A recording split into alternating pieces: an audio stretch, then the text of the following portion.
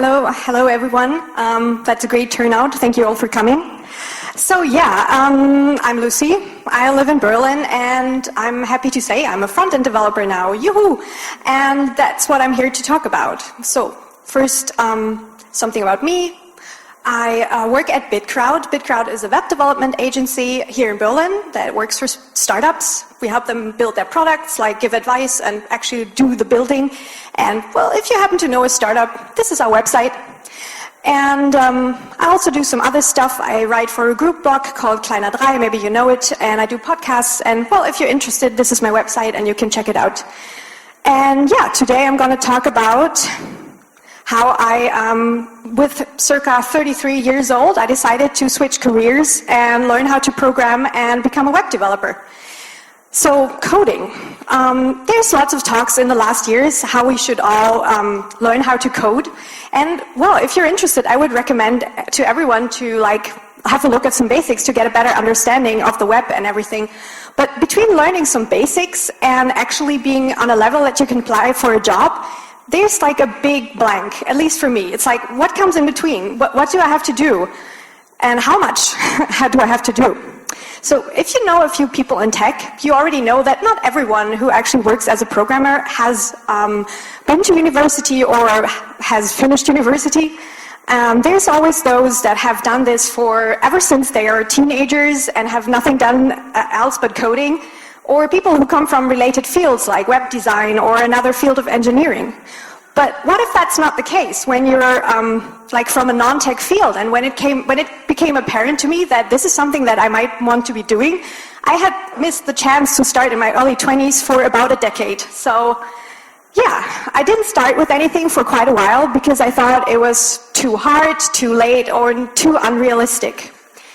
But then I heard stories from other people, other women in particular, who had done exactly this, learning on their own, coming from non-tech jobs, not having a background in engineering, and who were able to find jobs. And the encouragement that gave me was a very big deal. And so that's part of why I want to share my story too. So maybe someone else feels encouraged to do something like that. One more note before I start with my 10 steps. I'm going to mention some resources, organizations and stuff, and you don't have to write anything down. You can look that up on the little website I made. There's a list with curated resources under my website and /learncode. I'm also going to tweet that. My Twitter handle is @autofocus. So, start. Step 1. So I always felt comfortable, I cannot think of a better word, with digital things, like from playing video games as a kid to spending most of my adult life on the internet, becoming a blogger and then an online editor. And at the same time, it was by my late 20s that I felt like my job situation was not going anywhere, and I felt like I was at a dead end. I studied media and movie theory and German literature, and that is something I benefit from until today, and I'm grateful that I had the privilege to do it. But what you can do with it job-wise, I feel like there's a lot of good people out there and not so many interesting jobs. At least that's how it was for me. So I was a bit bored and a bit lost, and so naturally I hung out on Twitter a lot. And there I got to meet a lot of people who were very passionate about internet and new technology and social media. And that also played a part in the decision to move to Berlin. And, well, after moving to Berlin, I made new friends, many from Twitter, and some were actually programmers or developers. And at the same time, there was already a lot of code about diversity in tech and giving more people the opportunity to learn to code. And so there I was, very unhappy with my job situation, and I had to admit to myself that I had thought about doing something more technical for quite a while. And so I knew I had to do something, and there were all those people that were developers, and they were able to build and create such exciting stuff, and it became clear to me, wow, I want to be a part of this. Yeah, but where to start? And then I found out via Twitter again that there's actually people and organizations offering free beginners workshops. So I went to a Rails Girls workshop in Hamburg in summer 2013. Rails Girls is an organization that's all over the world, offers free coding classes for women. And of course, there's also a chapter here in Berlin.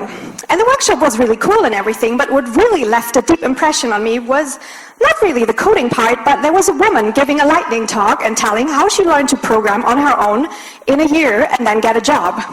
And that was mind-blowing. So for the first time I got this idea, wow, maybe I could really do this too. And that was basically my starting point, even though the how was still quite unclear. Which brings me to step 2, choose. So I had to choose, what do I want to learn and how do I want to learn? Which ways are there? So there's a lot of things you can read up on and you stumble upon, like what is front-end development, what is back-end development, what is the difference between all those languages? And yeah, so I was very lucky because I already had some tech friends and I talked to them and got some insights, and one convinced me that I maybe should focus on JavaScript because that has a lot of future. That made kind of sense to me, even though I didn't really 100% knew what he meant. But also I had to think about ways to learn, and I did some research and found there's some things like boot camps, like coding boot camps. That is something where you have a crash course over 3 months, and they promise you that in the end you are able to start a job. And they're very, very expensive. And so that was kind of out of the question for me. Probably there's a lot of engineers who are very critical about those boot camps, but I actually work with people who have been to those, and they are really, really good developers. So, but as I said, way too expensive. So I also didn't want to enroll at a university because it also takes very long and time. I didn't have that much. There's other opportunities, like, for example, the Rails Girls Summer of Code, which is a paid scholarship program for women, which is 3 months over the summer. But my timing wasn't really right, and I didn't really think of applying there. So I just decided that I have to learn on my own, apparently, which was also because I was just very insecure. I thought, okay, I'm going to just be on my own for quite a while because everyone will just think that I'm too dumb, I don't know anything. So I just have to get some knowledge first before I open up to someone. Okay, so that was my plan somehow. And then I came to step 3, actually do the planning. So I knew learning to apply for a job will take about a year. That was the magic number. And that it seemed incredibly long to me, and still I really was very scared it just wouldn't be enough. And of course, I couldn't just take a year off. I mean, how would I pay my rent? I didn't have savings for that amount of time. And to continue working normally, like full-time, and learn in the evenings and on the weekends, I don't think that's very realistic. At least it wasn't for me. But I had this job as an online editor in public service, so I could ask to work part-time, and that actually turned out that I could do this. So I switched to a 20-hour week, which barely gave me enough to pay my rent. But it took several months until this actually could be done, like administrative, public service. So to give you an impression of how long that took, I had my first coding experience in summer 2013, and then I had this moment in October 2013 where I said, okay, let's do this. And I tweeted this tweet. By the way, I'm planning to become a developer. This is not a drill. And then I could start finally with learning in April 2014, which I did until April 2015, where my contract was expiring anyway. And then I had my first job a month later. So it took quite a while, and time is a big issue. You need time, and financing is probably one of the most difficult things. I know, working part-time is a good thing.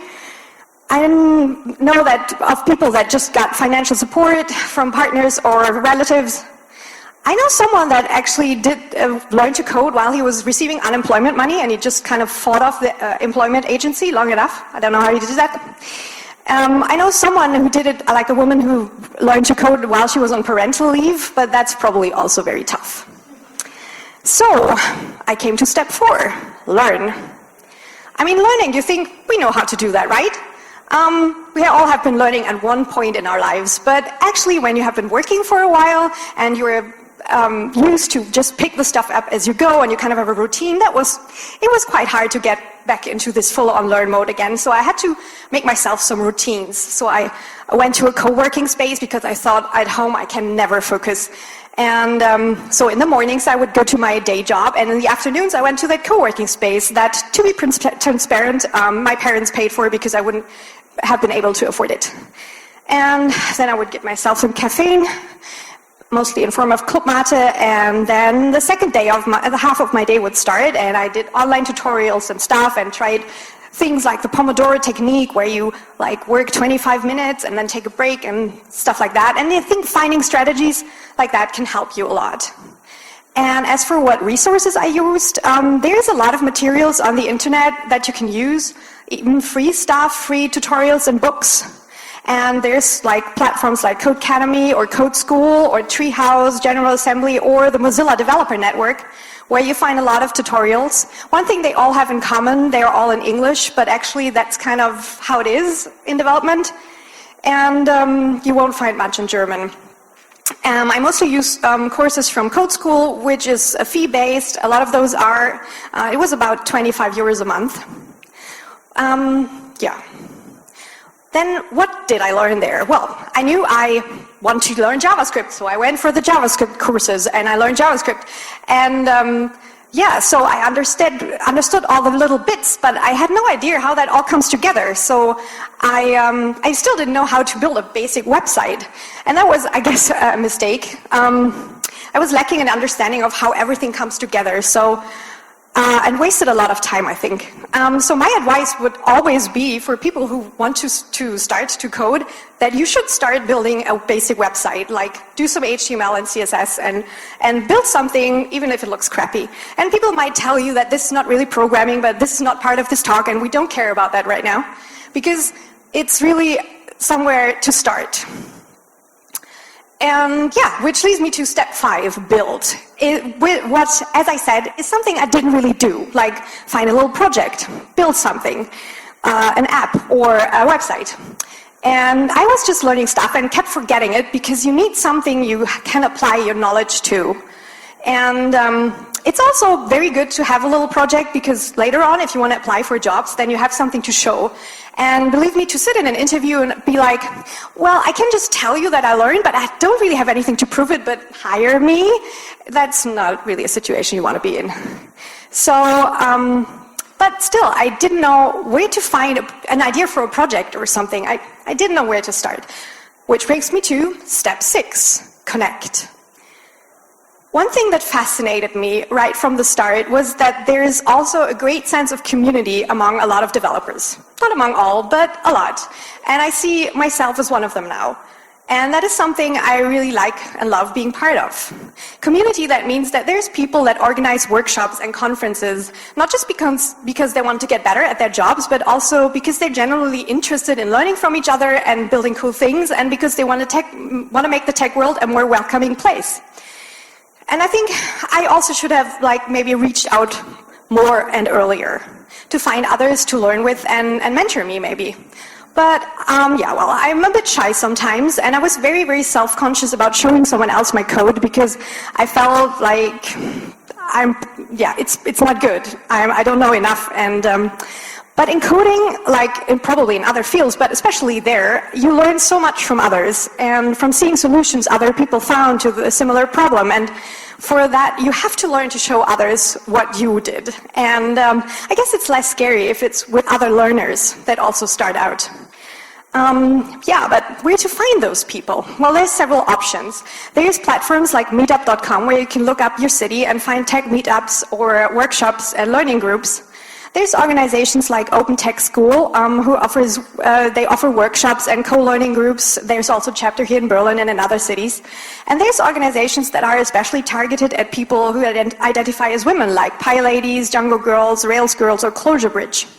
And they hold workshops where you can meet other beginners and maybe found your own little circle of learners, or join a co-learning group after the workshop. And yeah, one other possibility that I cannot emphasize enough, Twitter. That was always a really great place for me to find other people to help me and to get to know other people in tech. Yeah, and I think it's very helpful if you give each other advice and get some reassurance along the way, which can also help you with step 7, learn more. There come moments where you realize that you might have to learn other things, especially when you're new to the tech scene. Because you realize people sometimes talk in a somewhat specialized or nerdy slang, You hear words like pull request or agile or people mocking PHP and you don't know why. Or you walk into yet another workshop where you are the only woman and you count the seconds or minutes until the next one arrives, if she ever arrives. And that can be hard and confusing and a bit intimidating. And I could tell you now, oh, it's fine to not know those things right away. What you really need, you will pick up eventually. And that's true. But I also know it is overwhelming if you're new to the tech world. Which leads me to step 8, accept. That was very important, to accept certain things and find some sort of zen. Because over that year, I had a lot of moments of doubt. And looking back, actually, most of the time. I kept thinking, well, I have no idea if I'm getting anywhere with this, but there's not really a way back, so I just keep going. And of course, this is partly just me being me, but I guess it's also the situation that brings those insecurities with them, and especially if you feel like you do not fit the cliche of a programmer that some people might have in mind. There were a lot of concrete fears that I was carrying around with me, like, will I be too old? Will people look down on me because I don't have a computer science degree? Will they only see a complete beginner in me? I mean, what's about all my other work experience? Does that count for nothing? And lastly, do people in tech accept women less? Well, by now I have some answers to that, and I learned to accept some things and some insecurities, and some others don't really bother me that much anymore. So with 35, in my first year and in a junior position, yeah, I'm rather old. My first boss was as old as me, and colleagues who have way more experience are like in their mid-20s. But actually, nobody really seemed to bother that much, and so I stopped bothering. I mean, I have it quite easy. I'm kind of nerdy, so I fit in. But yeah, that wasn't such a big deal. As for people looking down on me, I'm pretty sure those exist. But gladly, I haven't really met any. In fact, many people are very, very supportive and even a little impressed that I made this career switch. And I'm not even saying that self-learning gets you easily to a point like someone who has been doing this for a very long time and has a computer science degree and everything. But that's fine, because I think in my experience, there's enough work and space out there for all kinds of developers with all kinds of backgrounds. Same goes for people in tech who have a problem with women. They exist. There's a lot of stories from bad experiences women made, and they're true. I believe them. But there's also a lot of people that put a lot of effort in changing the culture and that are very, very supportive. And then there's this fear and moments where you have the feeling you don't know anything and you just cannot learn a single thing anymore, and you doubt your abilities very much. And they just keep coming, even today. And experienced developers tell me that they have it too and that it's normal, and I always had a hard time believing that. Like, it's easy for you to say that. But I have to say, I just came to accept that this is kind of part of the job, and it really does get better over time. So, nearing the finish line. Step 9, network. Well, you might think, well, this sounds like Connect, right? Well, kind of. But when I was getting towards the end of this year of learning, I wanted to know more about how people worked and where a possible workplace for me could be. And a great place to meet other developers, apart from meetups, as I mentioned, are conferences. Tech conferences are like, yeah, a big part of this community, and it's great to meet people and to show you how much you know already. And wait, are those super expensive? Yeah, they are very expensive, most of them. But luckily, many offer free diversity tickets for people who otherwise couldn't afford it, and you can apply for those. And yeah, I've been to 2 conferences in my learning year, both with diversity tickets, and it was really great experiences, even though, yeah, I didn't understand a lot, and I was very insecure. But, so I would always recommend, it's better to go there with someone you already know, or, yeah, so you have someone to team up with, because it can be a little overwhelming. But I would really advise you to try that out. Yeah, and then I arrive at step 10, work. So, how did I find a job? That was actually surprisingly easy.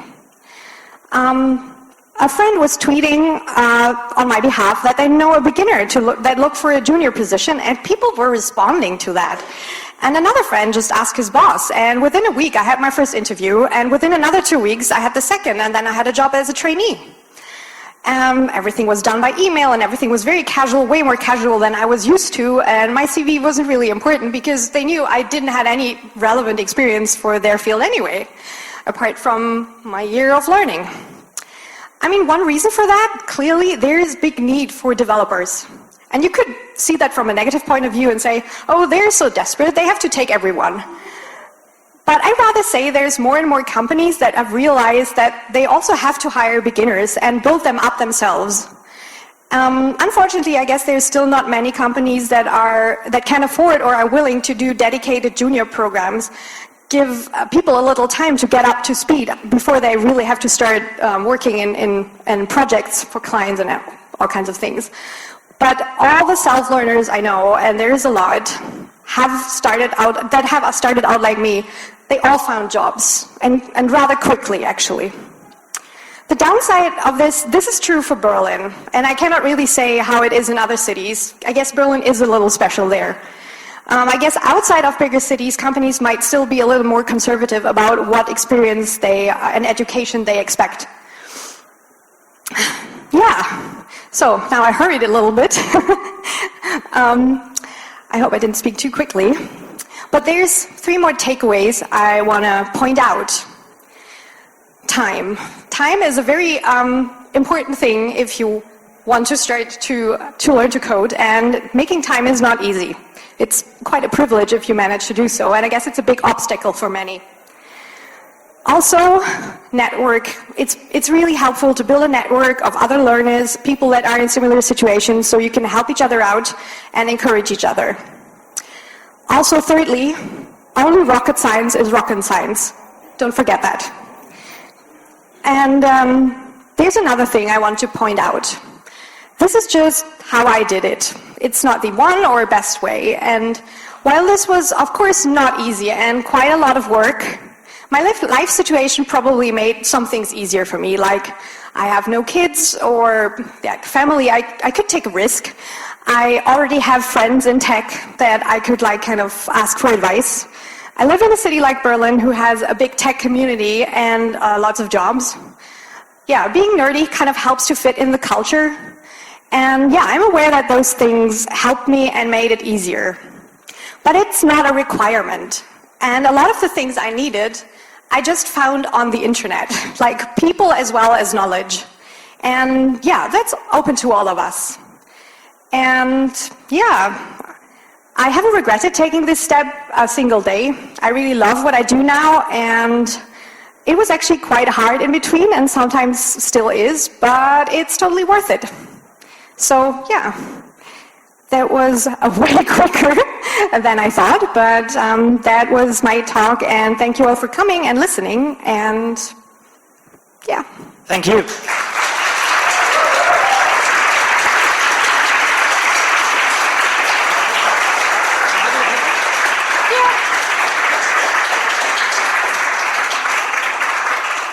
We could take 2 questions or comments. Just wave your hands because you have to speak into the microphone for the audio live stream. 1 question or comment.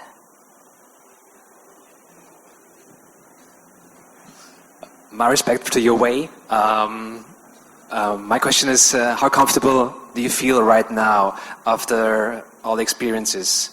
Comfortable like in my job or? Well, I can still say that I probably do something that is new to me every day or every second day. So yeah, you have to get used to that feeling, but you also get a routine and not knowing things, and I guess that's kind of part of the job also.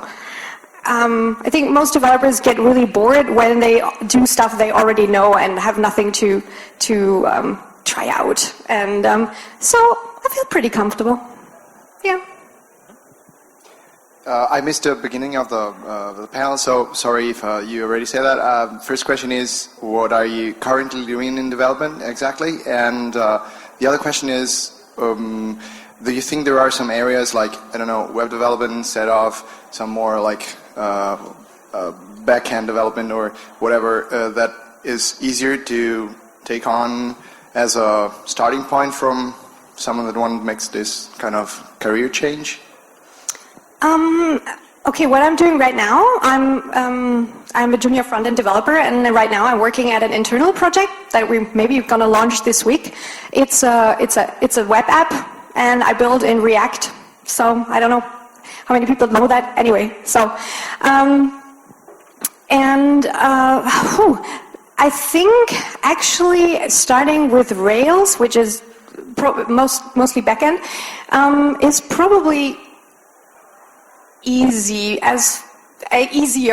because there's a very big community and very good tutorials for those, and it's like you start right away with building something, and I think that really helps. I mean, that was one of the problems I had, because for JavaScript and the front end part, it's like it's hard to put that all together, and Rails is like a very you can build everything in one language, and you build something that you can see and work with right away, like from the start.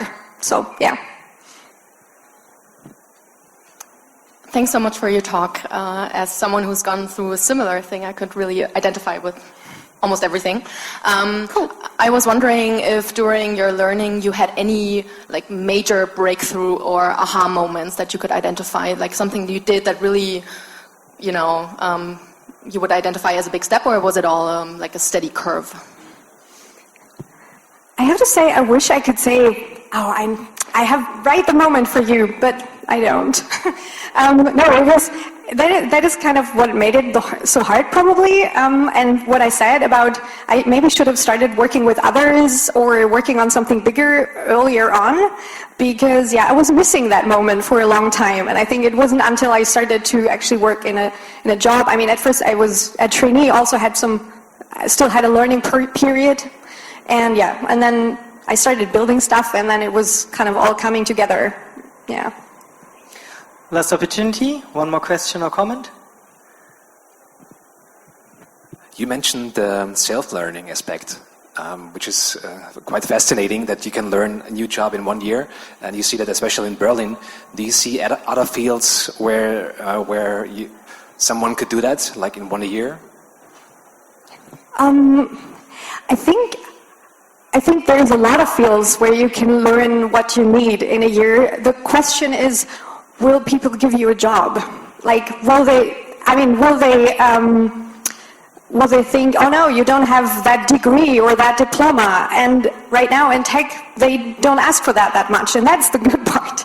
At least that was my impression. And I'm pretty sure you can learn a lot of other things in a year. But yeah. Online editing?